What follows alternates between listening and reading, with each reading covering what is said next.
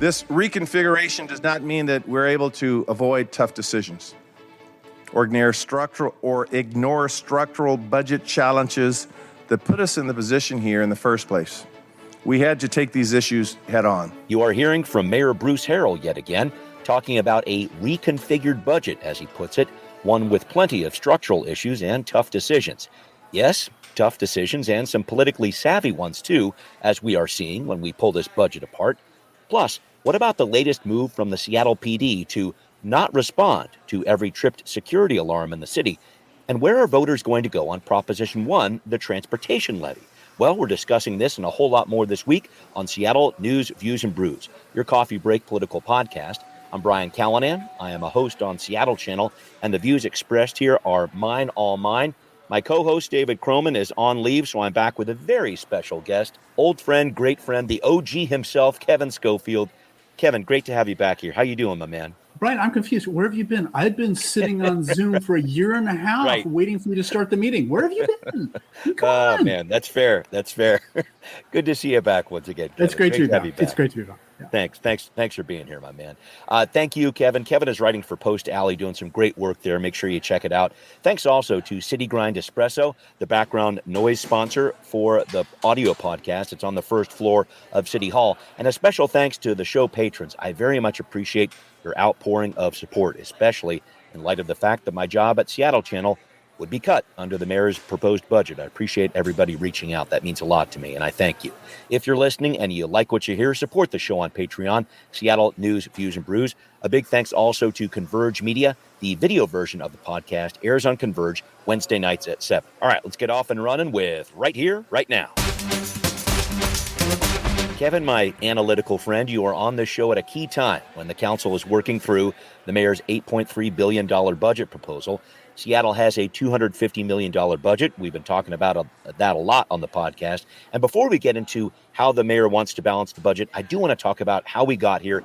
Before the payroll tax came into play, we're going to get to that in a couple minutes, the city was getting the majority of its money from four sources: property taxes, utility taxes, those are tied to population growth, and then business and occupation, or B&O taxes, and retail sales taxes, those tied to economic growth.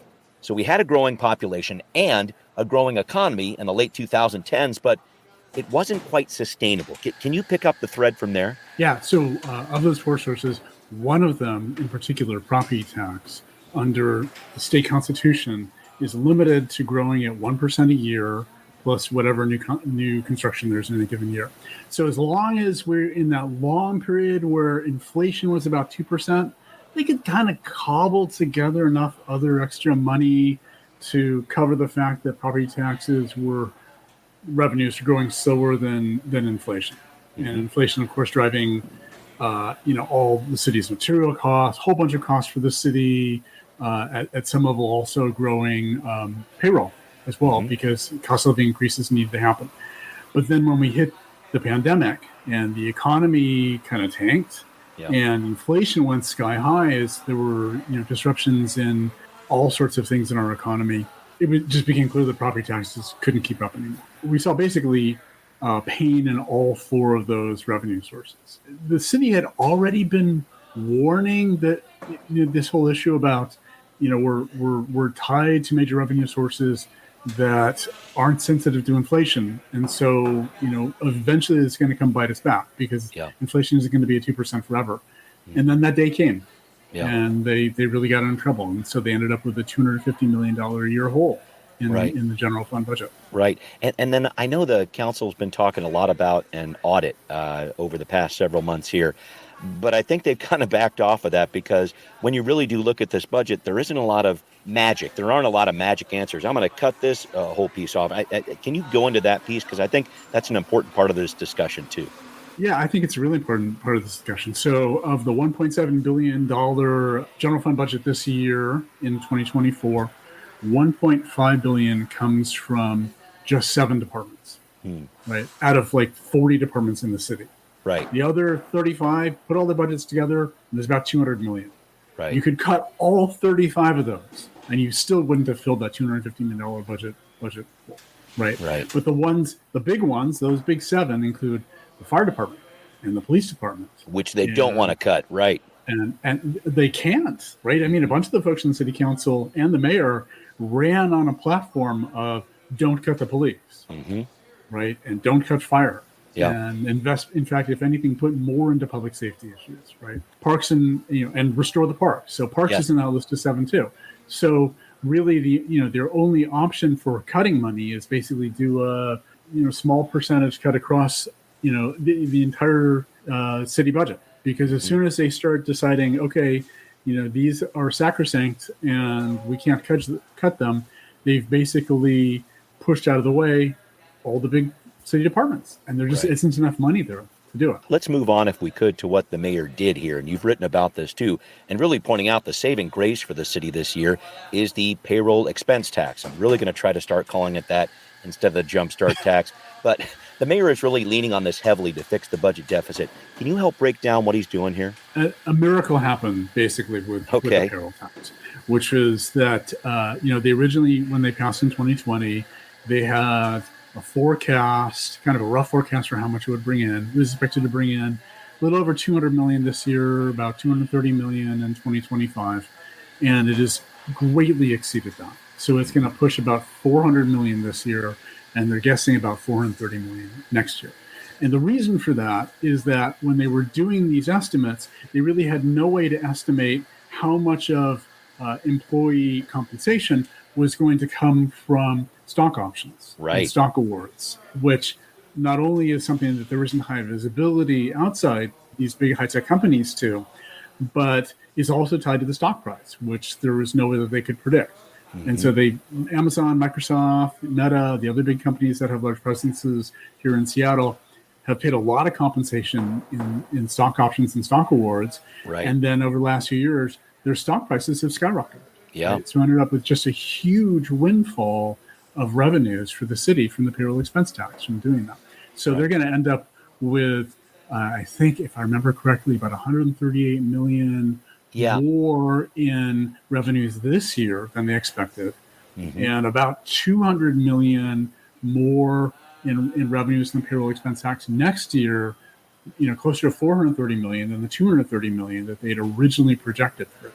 Together, you put those two, and they got about 300 million, a little over $300 million more to spend next year than they thought. And on an ongoing basis, about 200 million more in annual revenues coming from that than they thought. And it seems like what the mayor is doing here, he's saying, okay, these payroll expense tax projects, meaning affordable housing, Green New Deal and stuff like that, I'm still going to pay for those at the level the council wanted. I'm going to fulfill that, but then I'm also going to fill this budget with the payroll expense tax as well. So I think he's trying to answer a few different constituencies there. I just saw it, and I think you did too, as a very politically savvy move in terms of how he's spreading out the dollars here. Yeah, very politically savvy. So in a couple of different ways. So one is, originally, because at the time, then Mayor Jenny Durkin and the city council were, at each other's throats. And the council had zero trust about how Mayor Durkin would spend any money. They legislated very carefully and very specifically exactly how the payroll tax funds should be spent as a set of percentages. And that is in a municipal ordinance that gives the mayor, it basically ties the mayor's hands. And there was an exception there as they were coming out of the pandemic to allow some money to go into the general fund. But that ended this year. So starting next year, it's all supposed to go according to these percentages. So what Mayor Harrell has said is, well, they expected $230 million of revenues next year. So we're going to spend about $230 million using those percentages that were legislated. And then all the rest of it, we're going to put it in the general fund. And I'm going to send over a piece of legislation that will make that the new rule, that will replace the city council's original spending plan for the payroll expense tax with this new plan where this amount goes in the general fund and this amount follows the original spending percentages.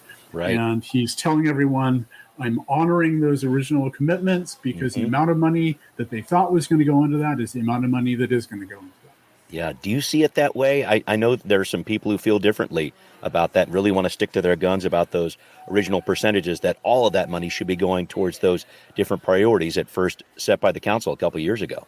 There is validity to both of those views. Yeah. There's right. also validity to the view that this isn't 4 years ago. Yeah. And, yeah. and a lot has happened in 4 years. Mm-hmm. And this was not a voter-approved tax. That's right. That's right. This was a council-approved tax. Mm-hmm. Right? And if the council can write one set of rules 4 years ago, the council can write a different set of rules now. I guess so. Right? And you mentioned I would certainly hope that one of the jobs of the council is to respond to the needs of the city now. And I'm not going to say what those needs are, right? Because there are plenty of them. I mean, the mayor has very lofty plans for the amount of money that they're going to put into affordable housing this year, including money from combination of some money from the payroll tax and a bunch of money from our new housing levy. Right. It's it's hundreds of millions of dollars. That said, it's not enough for the affordable housing crisis that we have. Could they put more in it? Yes, they could. Should they? One way or another, they probably should. Should that money come from more from the payroll tax and cutting down the amount of money that's going into the general fund from the payroll tax?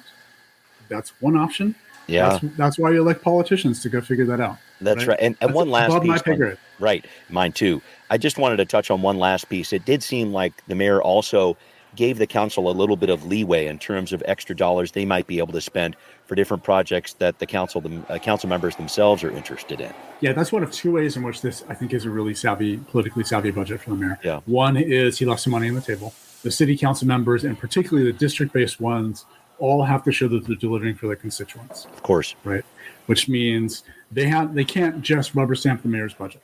They have to go in and make some amendments and show that they're fighting for the constituents, they're fighting for the district, they're covering district priorities. Yep. And so if there was no money left on the table, they would have to go take money away from things that the mayor funded in order to fund those things. So he very strategically left a bunch of money on the table in a couple of obvious places so that the council members can pick that up and argue among themselves about how to spend that money. And they'll probably, if the last couple of years is a basis for predicting how they're going to do this, they'll divvy it up, right? I think there seems to be sort of a culture among the council members that they all get a slice of that money for things to serve their district, right? Yep. So they'll find a way to divvy it up. The other really savvy thing that the mayor did was he didn't cut any of the major sort of progressive programs. You look at things like the Green New Deal and the EDI, the Equitable Development Initiative. He funded the police department as well as the care team, which is where they're making investments in civilian alternatives to police response. Right. So he's funding, making sure that we are maintaining all of the homeless shelter beds that we have, but he's also putting more money into the unified care team to expand it out over the city, right? So he's covering both sides of a bunch of these contentious issues. So nobody can say, we've been defunded. Everybody gets a little bit of what they wanted. Nobody gets everything that they wanted, but everybody gets a little bit, and it just makes it harder for anybody to complain too loudly about it. All right. Well, thank you for that, Kevin. And I know a lot of listeners out there are saying, but wait, this is a biennial budget, so how are things looking in 2026? Kevin has some insight on that part of the story, too, coming up on Now Hear This. So every even year, the city is required to lay out a biennial budget, 2-year budget. This process is meant to cover 2025 and 2026 as well. That means looking at some larger economic trends. What's happening with employment? What's happening with the stock market? What's happening with inflation? In mid-August, I talked with the council's budget chair, Dan Strauss, about what he's keeping an eye on this fall. This is from my City Inside Out Council Edition show on the Seattle channel. If we get a revenue forecast in October that is in the negative direction, we've got a big problem. If for some reason the stock market tanks in the next month, that's what Jumpstart is based off of. That's why it's doing so well. If the stock market tanks, we are in big trouble. I can tell you that today, without Jumpstart, we would have already had to cut programs. We would have already had to lay people off, and it would have had a really negative impact for Seattleites. So Councilmember Strauss very cautious about the impending revenue forecast the council is going to see over the next couple of weeks here. He's concerned about inflation, which is dropping. We've heard that. He's also concerned about the Fed dropping interest rates, which could have a positive impact as well. But that all leads me to my question, Kevin. It looks like the city hasn't a handle on 2025. We've been discussing that. But what's the budget looking like in 2026? These big structural budget problems I keep hearing city leaders talk about, have they been solved? Well, the mayor thinks they've been solved. Okay. The mayor has said very clearly, we've patched that hole. It was, expected to be $250 million a year. So it'd be $250 million in the hole for 2025. And if they didn't patch it, it'd be $500 million by the time we get to the end of 2026. Yeah. But through using the payroll tax, the mayor thinks he's fixed that, and that will carry over. So he thinks he's got a balanced budget for 2026 as well.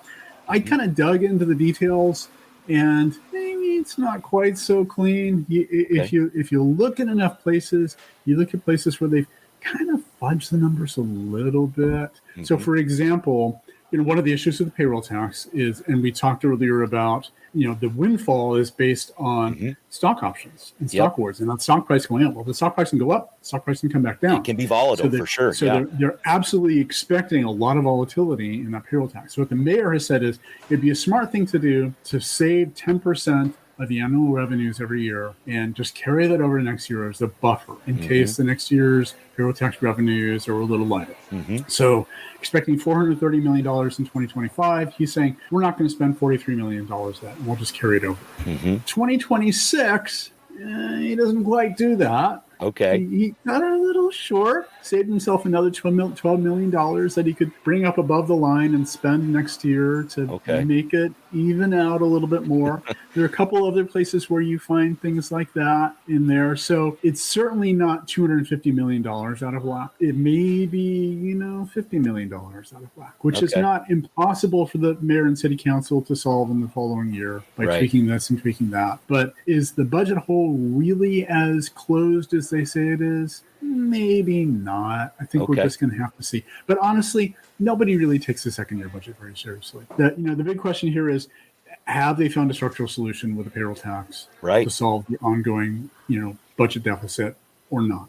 Yeah. And mostly it seems like they have. The devil's going to be in the details. Lots of other stuff could change between 25 and 26. So it's hard to know definitively what's going to happen to all that. But, we'll see. Yeah. And there's another piece of this I thought was really interesting. You mentioned in Post Alley how much businesses are paying into the city's tax coffers and how much we should expect them to pay. This whole idea of big businesses, especially, you got to pay your fair share. We hear that a lot. Can you break down that concept? Because it does seem like businesses are paying a good amount of taxes into the city's coffers here. Yeah. So, when this was originally passed, and the payroll tax was originally passed, there was a lot of backroom negotiation around this. The city council members, especially Councilmember Mosqueda, then City Councilmember Mosqueda, was really sort of driving the negotiations around this to find a place where big businesses in the city would complain, but not too loudly. It wouldn't try to do anything politically or legally to try to really block the payroll tax going forward. They ended up with a place where it raised about $230 million. And big business certainly complained. Business community as a whole sort of complained about that. But nobody really did anything seriously that would block the thing going forward. With the assumption that, by 2024, we're going to be paying about $230 million a year. Yeah, right. Well, now fast forward 4 years, and they're paying $430 million. Where this tax is extracting another $200 million from businesses in the city. And just to put this in context, today, as far as economically how we're doing here, our economic recovery here in Seattle is slower than the national trend. That's right. Employment, a lot of it. Our unemployment is a little higher than the national trend. Our inflation rate locally here is still a little higher than the national trend. So we're not doing this quite as good as the rest of the country. Office vacancies too, I think about. Office vacancies, but and as Amazon goes back to 5 days a week in January, that might get a little better. Sure, right. But office vacancy is still very, very high, and it doesn't really seem to be trending up at a rapid rate right now. So in all that context of the economic environment, is not as rosy here. I mean, it's not rosy nationally. It's less rosy here. Should we really be taking another $200 million out of businesses? Now, the flip side of this is, two parts. Part number one is the reason they got a $200 million windfall from this is because the stock prices went way up.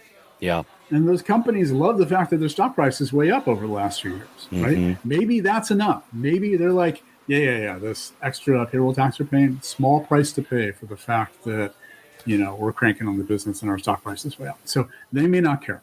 Wow. But then the other part is, as you mentioned, this question of like, when this thing was originally passed, the chant was big business has to pay their fair share. Yes. Right. And that's an important principle because businesses, especially big businesses, really do consume a lot of resources and lean very heavily on the infrastructure of the city. That's right. I mean, just think about the Mercer mess and all the pressure that Amazon put on, and everybody else in South Lake Union put on, Mercer, and all the money and time and effort and frustration that went into rebuilding that whole corridor. Sure. Just to manage the fact that Amazon built out their world headquarters. Mostly Amazon building out their world headquarters. So that's one example of all the different ways that the city, that big business really does put a burden on the city. But what is their fair share? Yeah. What's their fair share? Is it $230 million this year? Is it $430 million this year? Right. I did a quick back end calculation, and of the $1.8 billion in the general fund proposed for next year, at least $800 million of it comes from business. Yeah. All the B&O tax, all the payroll expense tax that's proposed to go in there, a big chunk of property taxes. The single biggest property taxpayer in the city is Amazon. Yeah. A bunch of the sales tax, a bunch of the utility tax. It's like you go through all the big ones, and that's just a big one. Then there's other ones like real estate excise tax. Sure. Things like that. Right. There's just an enormous amount of money coming straight from business into the city coffers.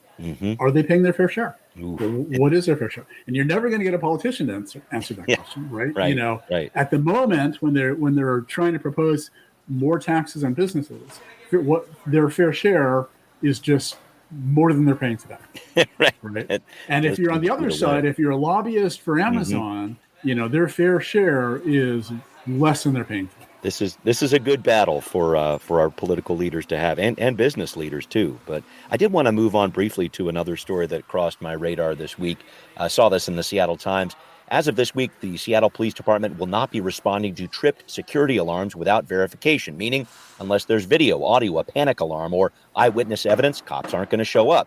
Interim Chief Surar says Seattle had 13,000 alarm calls last year. Only 4% involved a crime that actually resulted in a police report or arrest, and we don't have the cops to spare, she's saying. But the alarm companies are saying, wait a minute, need physical evidence too, like video? That can cost a lot extra. People with security alarms, just hearing about this, it's not a good deal for them.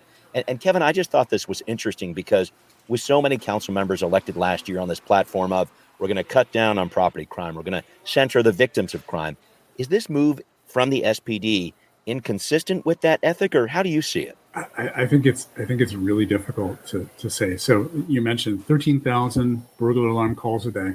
A year. That's 35 a day. Yeah, 35 a day. Right now, because of the limited number of police officers, it's taking on average 2.5 hours for them to respond to one of these burglar alarm calls. So it's not like they're instantly not getting running to it out right away anyway. Right? Yeah, they're not getting into right away. It is a big drain overall over the course of the year to do this. Right?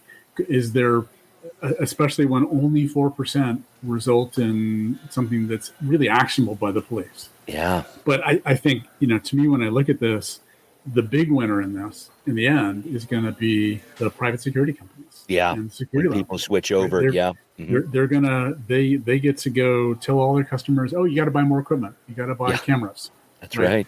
And the security companies that actually put security personnel on site, at businesses and things like that to patrol, they're going to be hiring a bunch more people. And, and to me, I think you can look at it. One side is as you put out, as you said, this is going to be at some level a struggle for the city council members who campaigned on the issue of public safety, right, and centering the victims of property crime. Right. It's also really sort of raises questions about, are we moving in the direction of privatizing public safety? Yeah. right? If we can't rely on the police to respond to burglar alarm calls, that is going to grow the private sector of public safety. Which already has such a Is that a good thing? yeah. Not sure that's a good thing.